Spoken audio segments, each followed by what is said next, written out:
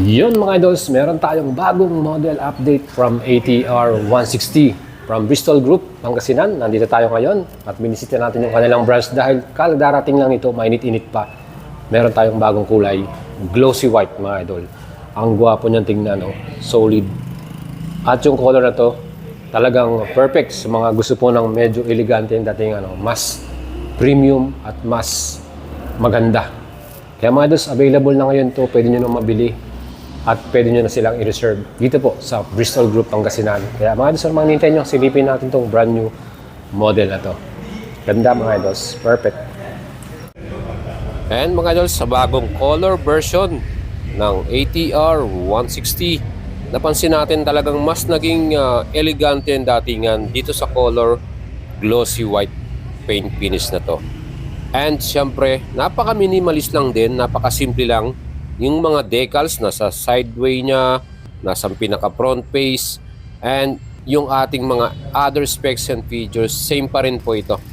And mas lumakas pa yung datingan nito, yung pormahan niya mga idols.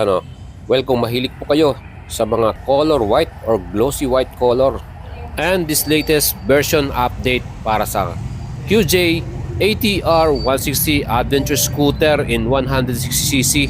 Aba mga idols, napakasulit Again, ang bagong kulay na to ay available na. Plus yung mga iba pang color version ay meron din sila gaya ng gray color at itong red color. Napakaganda rin ng datingan itong red color. Talagang very striking yung red color na to. At syempre yung combination ng decals niya napakasimple lang din, napaka-minimalist din at mas perfect pantingnan. Napansin natin yung pinaka windscreen niya, meron na siyang logo din ng Bristol dyan. Kaya mga idols, available na tong glossy white na to.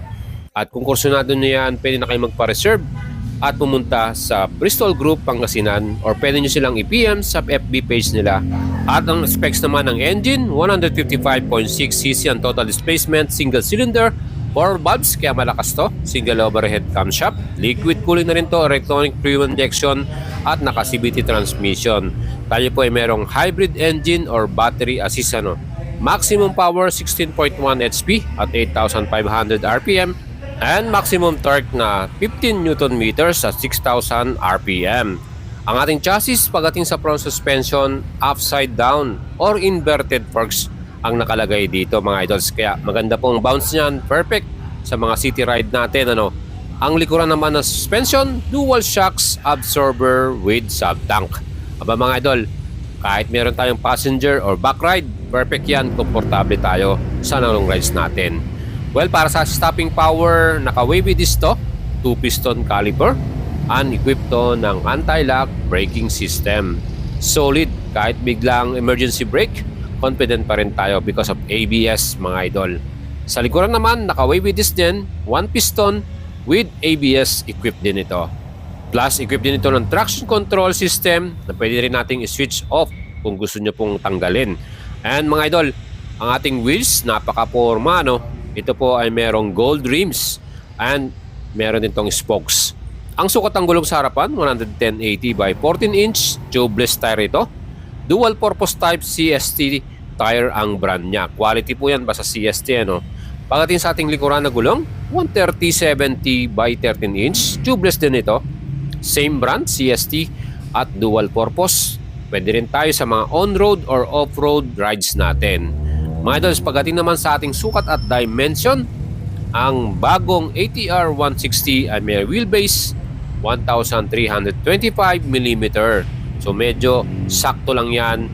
At sa ating namang ground clearance, mataas din, 165mm naman mga idol.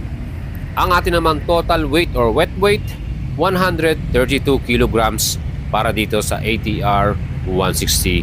So hindi siya kabigatan mga idol, very lightweight, power to weight ratio, talagang mapipil mo ang kanyang lakas ng performance. Para sa ating mga pinakaupuan, napaka-premium at elegante ng kanyang two-tone seat cover, color gray at meron din siyang color black.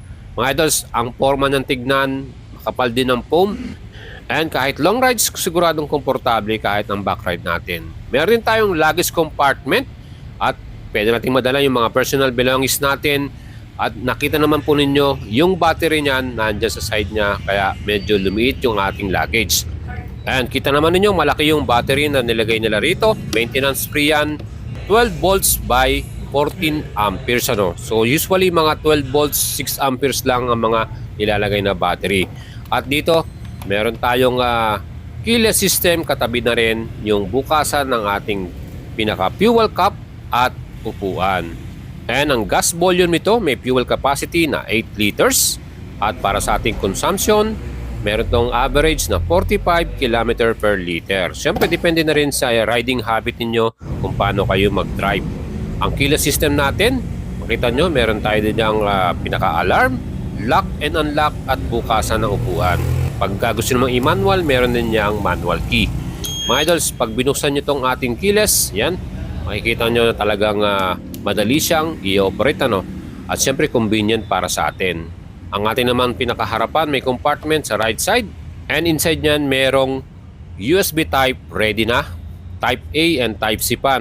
Pwede rin yung mga naka-Apple dyan ng cellphone. Yan po. Pwede natin ilagay sa loob ng compartment. Sa left side, meron din small compartment kung pwede natin ilagay yung mga small belongings natin na dala-dala mga idol. At para naman sa handlebar, kita naman nyo, naked type. At syempre, meron tayong adjustable lever dyan plus park brake lock. So pwede natin tong i-lock kung tayo po yung nagpa-parking para secure yung ating bike. May passing switch equipped din ito at ang mga switches and button, napakasimple lang din. Busina, signal indicator. Sa right side naman natin, nandyan din yung ating switches for idling, stop and start. Perfect yan para mas less consumption sa gas. May hazard light din tayo in case of emergency. At yan po ang ating 4-inch na fully digital instrument panel. Ang ganda ng kanyang animation mga idol. Very informative. Kitang-kita mo yung information. Yung kanyang speedometer, RPM, meron itong pinaka voltage meter, Wi-Fi connection, at yung iba pang information gaya ng temperature, clock, yung indicator natin para sa ABS, traction control, and engine indicator. Mga idol, ano pang nahihilingin nyo? Fully loaded ang brand new ATR 160. So meron tayong sport mode dyan at standard mode. Mas malakas yung hatak pag naka-sport mode ka sa ating ride mode. Full LED lightings to at projector lamps naman para sa headlight. Switch. High and low.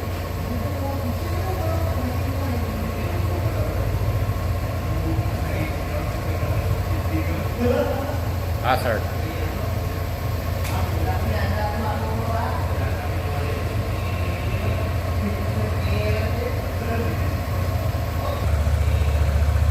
Brake light mo.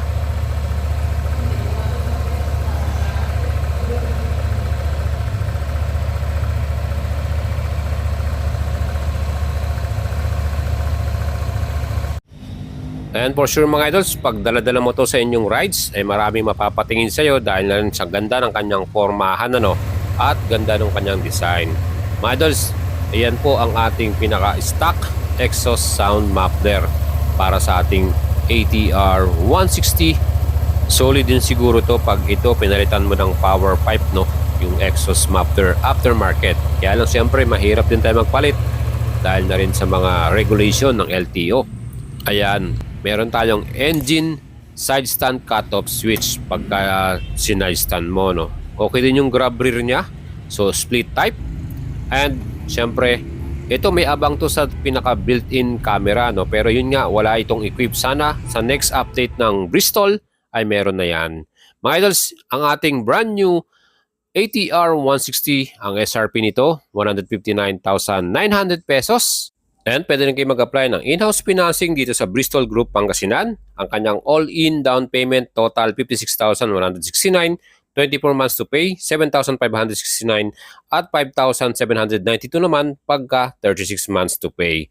Mga idols, apply lang kayo at PM nyo sila sa Bristol Group Pangasinan. At salamat po sa Premium Gears para sa ating riding jersey. And don't forget to subscribe sa ating channel at ride safe sa inyo mga idols. Ciao!